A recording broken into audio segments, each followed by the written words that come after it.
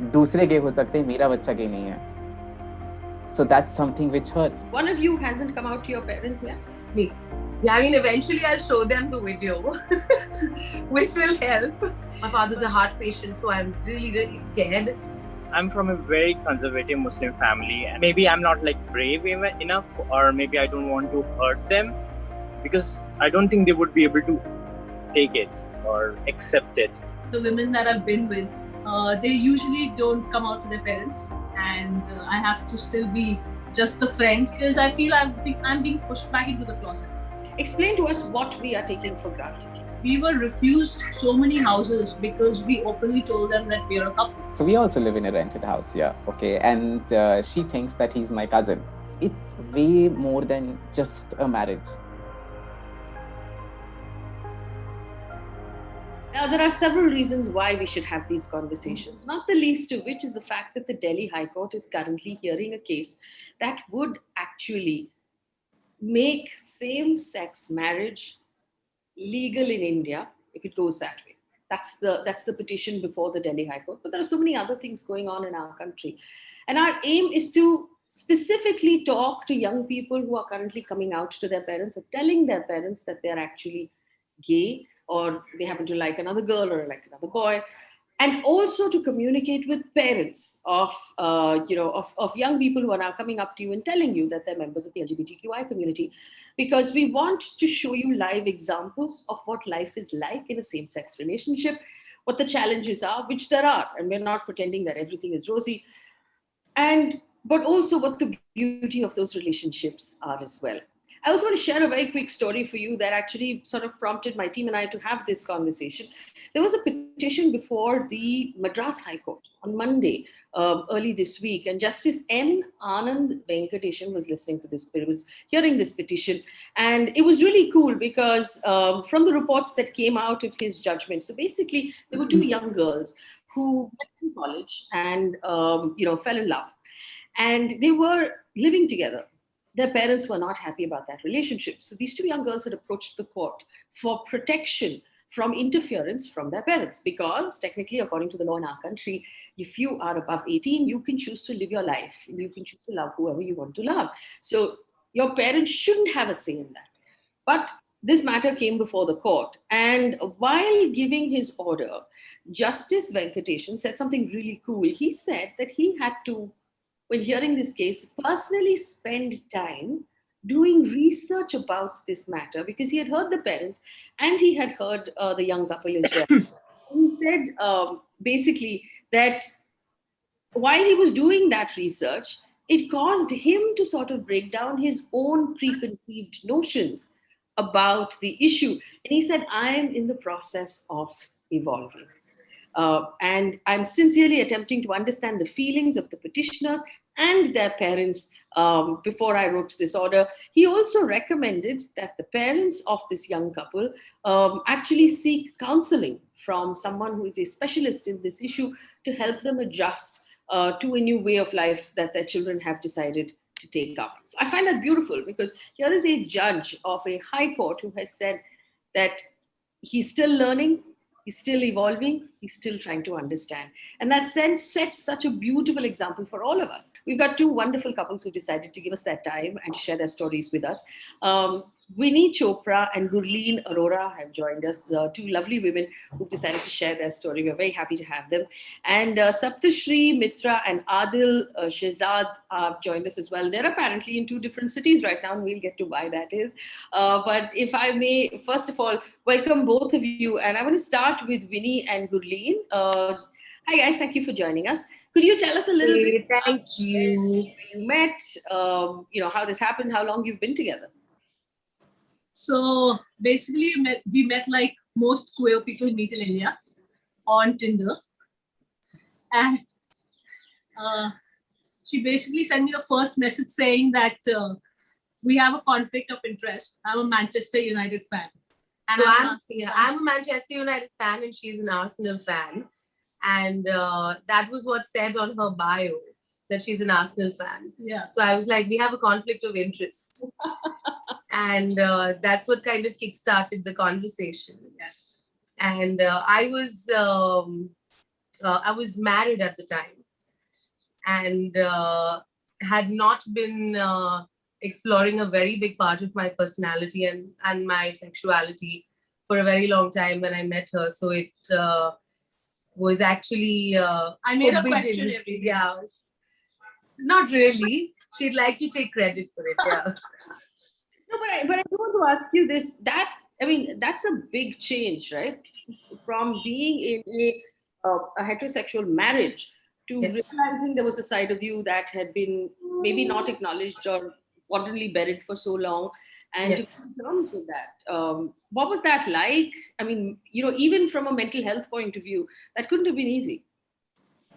I mean, essentially, I was in a very, to the world, it seemed like I was in a really happy marriage, because the person that I was married to is beautiful, a very nice person. I was very much in love. And so the issue essentially was not the fact that I was married, but the fact that I could not explore this part of myself which had been suppressed inside me for so long. That the last 2 years, I mean, I was married for 6 years. I was in a relationship with the same person for 12 years. But the last 2 years of my marriage with him, I mean, I started to go downhill in terms of my mental health so bad that things were just getting worse every day for me. Internally, the battle was just kind of growing more and more, and I wasn't really being able to do much until I attended Pride, and in Berlin, actually, it was painful. It was my first Pride that I'd ever attended, and it was the most painful day for me, because I saw everybody being able to express themselves freely, and here I was not being able to do anything about it. So that was the day actually that it kind of changed for me, and I decided that I can't do this anymore, and I have to start. So initially it was kind of like a hidden thing where I was just exploring it on my own, and I wasn't talking to him about it. And then I met Winnie, and I fell insanely in love with her in the first 3 days, and then I told him about it, and yeah, here we are. It's been 1.5 years. Yeah. We've been together. If I understand correctly, one of you hasn't come out to your parents yet, Me.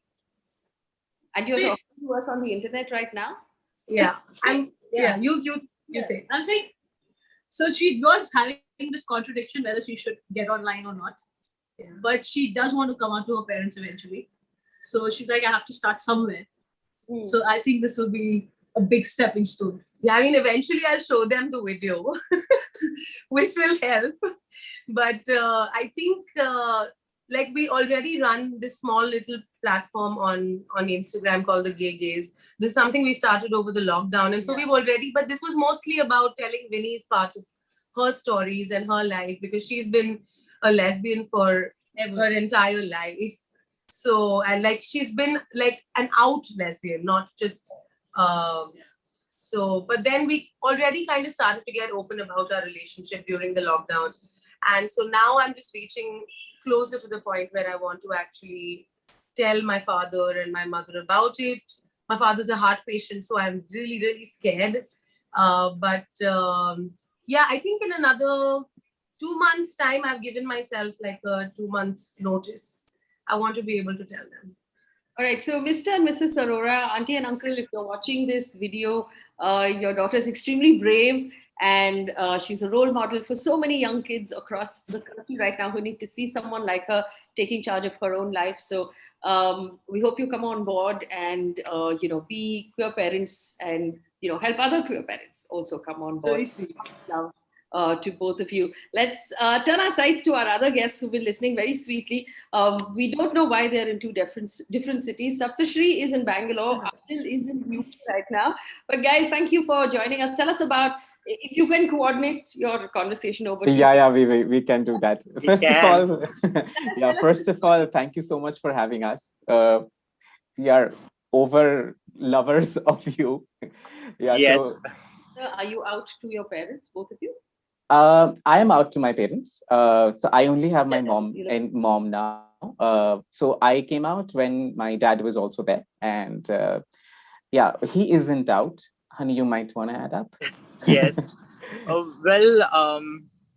I'm from a very conservative Muslim family, and my parents are in their late 60s. And maybe I'm not like brave enough, or maybe I don't want to hurt them, because I don't think they would be able to take it or accept it. So I know it's not easy on me, but that's the only way I have got as of now. And here you are on the internet, Mr. and Mrs. Shehzad, auntie and uncle. अगर आप ये video देख रहे हैं तो उम्मीद है कि आप आदिल और सप्तर्षि की रिलेशनशिप को अपनाएंगे इंशाल्लाह। सब मतलब खुशी से एक परिवार होके साथ में रहेंगे. I just really hope that parents come on board. But this is really, it's amazing that both of you talked about this, because there is this, this pressure to come out to your parents, and it's such a big deal, and it's so individual a decision to make about when you want to do it, how you want to do it, what impact it will have on parents. And I've had conversations with really close friends of mine whose moms went into clinical depression after they were told, and had to also then seek therapy. So it's not easy. And this is something that shouldn't be, this is not something you can be bullied or shamed into doing. I mean, and I'm reacting to others saying that, okay, maybe I'm not brave enough, but maybe it's not about bravery. Maybe it's about just treating this as an individual decision for each family. Each family is different. And I want to, go back to the ladies on this, that when you met, did it weigh in on your, was it difficult on your relationship? One of you had not told your parents, so you were in some part of your relationship was still living in the shadows. Yeah, I think it has been difficult for me because I've been out and proud since I was 13. So all my friends, my family, my workplace, everyone knows that I'm a butch lesbian. But sometimes, most of the times, the women that I've been with and with her, they usually don't come out to their parents, and I have to still be just a friend in front of them. So which does get little annoying and also suffocating in a way, because I feel I'm being pushed back into the closet, which I totally despise. Yeah, I mean, my parents know that we live together. Yeah. We're living in the same house. We've just moved into a new house like a couple of months ago, and they know that we live together and they love her, but they just don't know that we're lovers and that we're partners. They know that they just think that we're really good friends. So that's kind of sad. And the thing that we must acknowledge is, especially in India, the level of legitimacy a relationship receives from the institution of marriage, where the individual now becomes part of the family, where all aspects of your relationship are now legitimate. And it's not just to your parents, it's to the maid who cleans your house, it's to the watchman, the doodwala, everybody, for everyone to start seeing you as a unit, and not just two people, sharing an apartment, splitting the rent, makes a massive difference. If you could, Winnie and Gurleen, explain to us what, and a lot of times heterosexual couples can't understand because there's so much we take for granted in our lives. Explain to us what we are taking for granted. Basic thing like housing, Faye. When we were looking for a house, we were refused so many houses because we openly told them that we are a couple.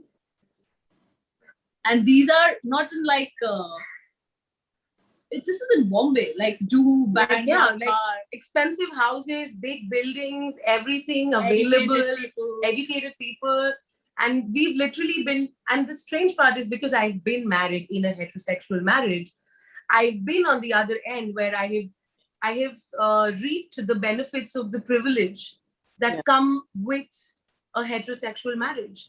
And then suddenly when I had to find a home with her, it was, it felt like a bolt of lightning hit me, because I was like, this happens. My reaction to that is, while we accept that it sucks completely, this is Mumbai, which is supposed to be the most accepting city for whatever reason. Yes. Imagine Lucknow and Bareilly and Mangalore and smaller cities where there isn't as large a population of the LGBTQI community. Imagine how difficult it It's just, it I shudder to think. And I'm going to come back to the two of you talking about how, the women's voices, even within the community, are a little hard to come by, which is why when we did this conversation, I insisted to my team that we have to have women because we don't have enough women talking. And that has Thank you.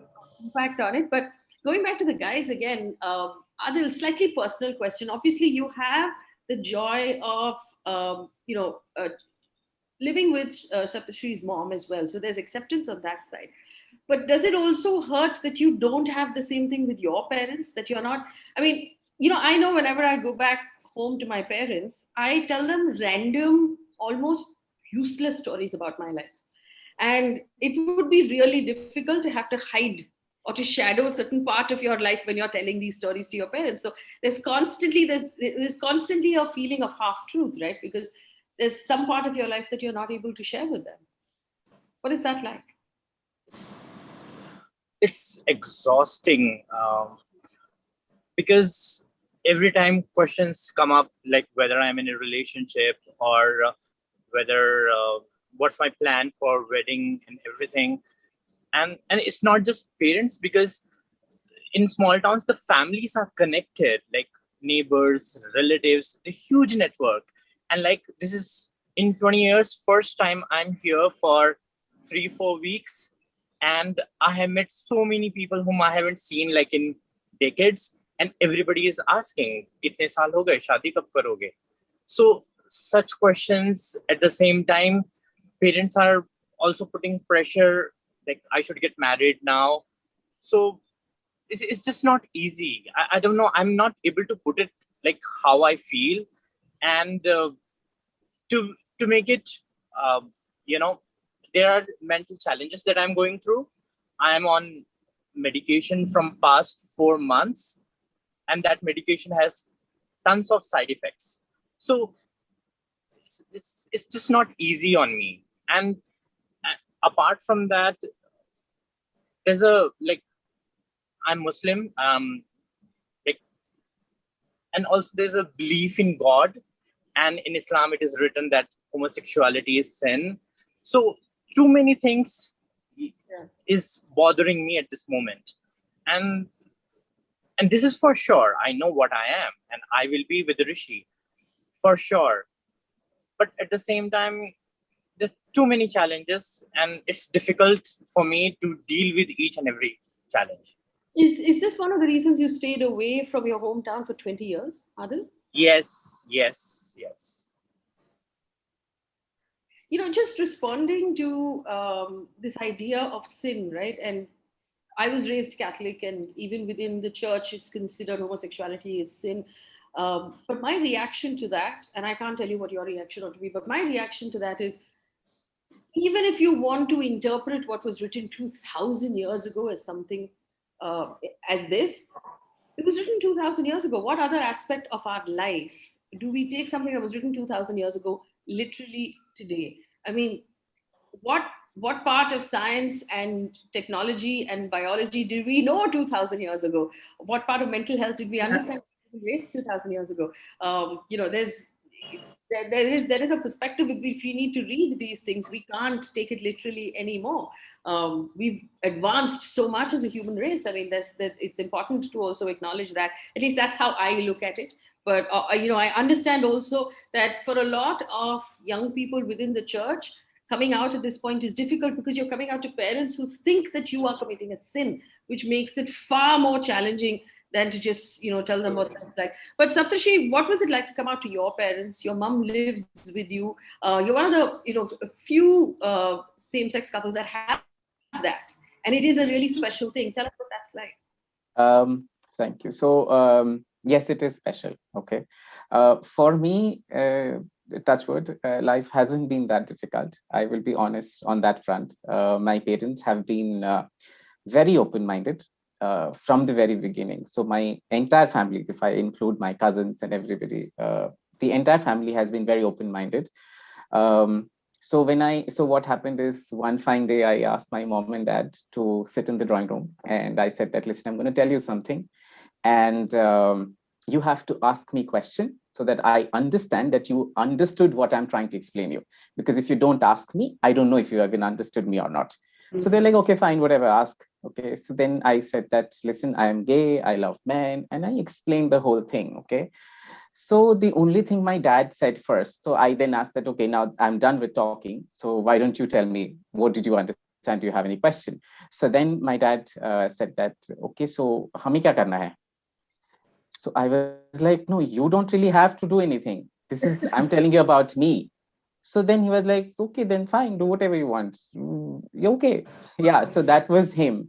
So then I asked mom that, do you have any question? So mom only said that, I want grandkids. Okay, I would love to have a grandkid. Uh, I know that can't happen, but what have you thought about it? So I said that, listen, as of now, if you ask me, honestly, I don't want kids. But yeah, in future, if my heart feels like having one, then maybe we'll adopt. Okay. And back then I hadn't met Adil. This is way long back, probably 10, 12, long back. Okay. So then she was like, okay, if you are ready to adopt in future also, I'm okay with it. Then I don't have a problem, but there has to be somebody for me. I said, okay, yeah, you don't have to worry. So my story has honestly been pretty easy, and thanks to my parents for that. So the day I was proposing Adil, they knew before that I'm going to propose him and we'll get married and all that. So they were there at home when I left with my friends to propose him. I actually asked them, do you want to come? So they said that, no, this is your chapter of life. I think you should do it however you would want to do it. So I said, okay. And then when we came back home, mom was prepared with sweets and stuff, saying that, okay, somebody's coming home. That's really sweet. So here's the counter question to you, which gets asked a lot every time I start a conversation about legitimizing same-sex marriage in India. People say that, oh, you know what, you have parents who have accepted you, you get to live together. What is the need to alter the law to be able to legally? Why aren't you happy with what you have? Because the 377 got written down, now it's legal to be gay in India. So aren't you happy? What is the need to actually change the personal laws to include marriage of same-sex couples, Saptarshi? There is just way too much to even tell. Okay, when they were sharing their house hunting stories, I could only think back what I told to my owner currently. So we also live in a rented house, yeah. Okay, and she thinks that he's my cousin. Okay, I don't have the heart to say it because I know she will not understand it. Okay, and I can't let go of a house. Do I feel okay about it? No, I don't. Okay, I would want to tell the truth. Okay, but I can't. That's the society. That's challenge one. Housing. If I want to buy a house, he can't be my co-owner. Okay, we can't take a joint loan as a husband and husband. I can't do that. My office doesn't cover him from the insurance. Okay, had I been married in a heterosexual, system, then in that case, she would be covered. Okay, but today he's not covered, and neither am I covered from his insurance. Okay, there are many things I can't, like, he can't take a loan for a car for me, I can't take a loan for a car for, it's a huge chapter which opens up eventually. Forget about this loan and finance part. Today, god forbid, if anything happens to each of us, okay, I would want to be sure that after me everything goes to him and nobody else. But I can't, he's not my default everything. I'll have to write a will, and God knows what all he will have to do to prove that will is right and he's not manipulated it. That is, so it's way more than just a marriage. It's not just, also just I that think, like, I feel like apart from just the idea of ownership over material things in each other's lives, that's one very, very important point that Saptarshi has mentioned. But also, if you've already given us the freedom to love, why do we not have the same freedom as any other heterosexual couple to express the way that we want to express our love? So I'm not saying that everybody might want to marry the way that, but we need to have the option the same way a heterosexual, a cis-het man has the option to marry or not marry, a cis-het woman has the option to marry or not marry. In the same way, a queer person, a trans person should have the option to spend their lives however they want to. with Yes. whoever they want to. That option is not there is something that is really, really troublesome, Yes. And the fact that there aren't examples of the reason that we're against marriage or against queer relationships or same-sex relationships is because we haven't seen enough examples growing up. There's no media representation. There is no representation. There isn't enough. We never saw a happily married lesbian couple growing up, which is why we think that it's not okay for two women to get married. We didn't see trans people growing up. We didn't see accepted trans people growing up, which is why when we look at it, we think that it is something abnormal or it's something weird, and we don't understand it. So the idea of because we want to marry and we want it to be, the reason we want to marry is because we want it to be an example, Not just for that, also because I love you. Yeah. Yes. That's also a very good reason to get married. But I really think it's important what you said about the fact that 377 was written down and it was now legal to love, which is a ridiculous thing that it took us that long to get to that point. But do you think that there's still this massive gap between tolerating something and accepting something? Yes. Which is that, okay, you guys do whatever you want, out of sight in your bedrooms, we're not getting into it, but don't come into our offices, our registrar's offices, our legal spaces, our public spaces. Don't expect us to accept. We will tolerate. And that in itself is deeply hurtful, isn't it? Yes, it is. And if I can just add on to that, okay, so this is something which I have personally experienced also. So there are a lot of people who come up and say that, oh yes, oh you're gay, oh that's so nice, I'm meeting somebody for the first time, oh this is good, etc., etc. So on the face, there are people who say that we accept you, okay, but ये अगर जब खुद के घर में होता है ना, तो नहीं होता है digest. हाँ, दूसरे gay हो सकते हैं, मेरा बच्चा gay नहीं है. So that's something which hurts, because you are, so it is not about how much it hurts me. It's about what if that child is gay? Yeah. Okay. And then the child is just getting into a trauma that if I ever come out, my parents will never accept me, because that is, see, today I don't just love because I love, because that's a separate story. That's my life. Okay. But today, why do I post so many pictures on Instagram about us being together? Because maybe somewhere somebody will see and feel it's okay to be whatever they are. Yeah. Because I didn't have that. Okay. And thanks to my family, I could be whatever I want to be. Okay. But not everybody has that privilege. And I want to ask all of you about, and you did a little bit, Gurleen, talk about portrayal in mainstream media, what our films have been like, what television has been like for all of these decades that we've had it, where it was always the butt of jokes to have a slightly effeminate man, but there was never a positive or almost normalized portrayal of a same-sex relationship or a member of the community. How much damage do you think that has done? Mainstream, there was one movie I saw, which was of Fawad Khan's, in which Fawad Khan was gay, okay, which was Kapoor and Son. Kapoor and Son, thanks.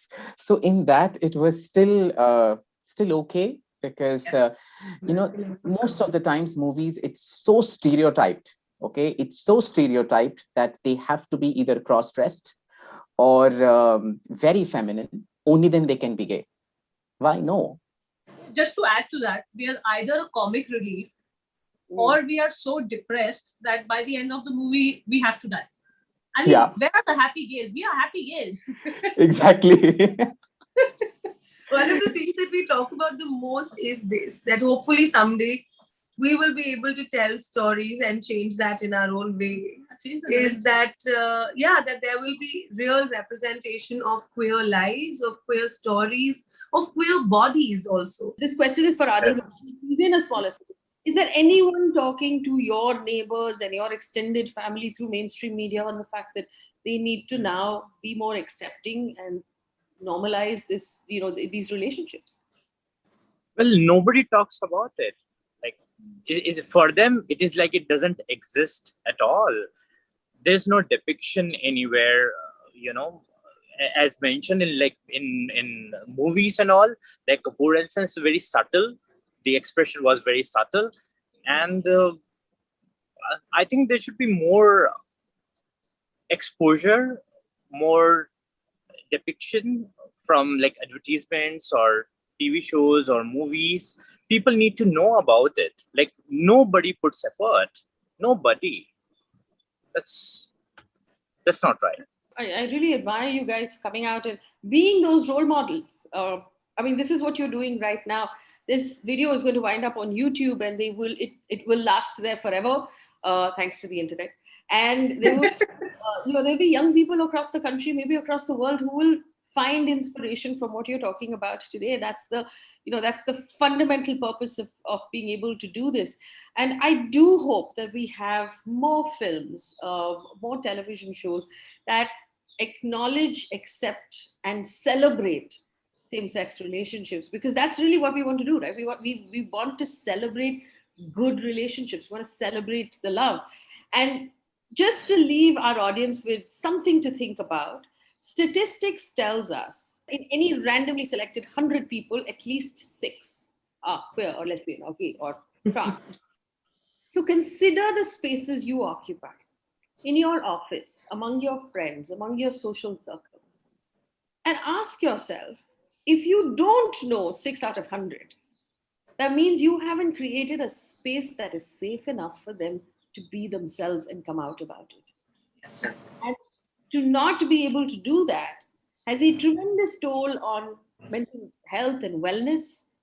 It leads to anxiety and depression. It's because we are not creating safe spaces, and it's something that can easily be remedied if we just start thinking differently and try and change the minds of the people around us. It's so important for heterosexual people to also be allies.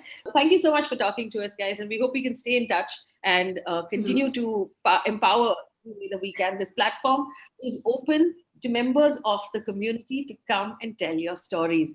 Write to us, leave us a comment. My team will get back in touch with you, and we'll open up the platform for you so that we can hear more stories and share and celebrate your love. Thank you for watching. Thank you, Faye. Thank you Thank you so much for having us.